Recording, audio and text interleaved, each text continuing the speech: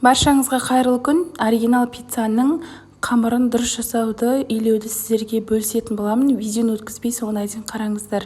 Таза ыдысымызға 350 грамм електен өткізілген ұнды және де 5 грамм тұзды және 1 ас қасық қант саламыз және 5 грамм осындай құрғақ ашытқы саламыз, яғни дрожжи саласыздар.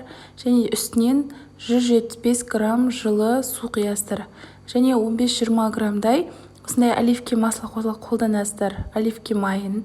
Бұл міндетті, оливки майын қоссаңыздар өте дәмді болып шығады. Оригинал пиццаның тестасына, қамырына осы оливки майын қолданғандарыңыз дұрыс.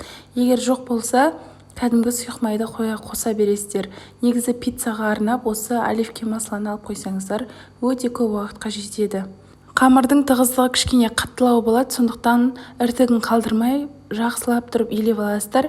Илеп болғаннан кейін бетін жауып жарты сағатқа қойып қоясыздар. Жыл жерге қойып қойыңыздар. Және де жарты сағат өтті. Енді қамырымызды қайтадан ашып, екі бөлікке бөліп қоятын боламыз.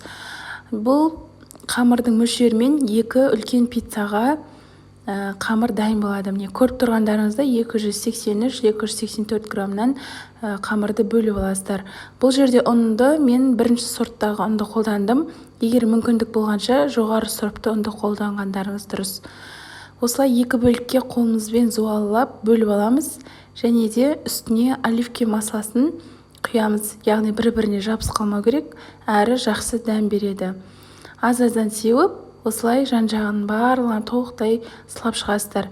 Сосын тағы да бетін салфан пакетпен жауып қоясыздар. Бір-біріне жабысып қалмайды қамыр, бірден алып осыны жайып қолдана бересіздер.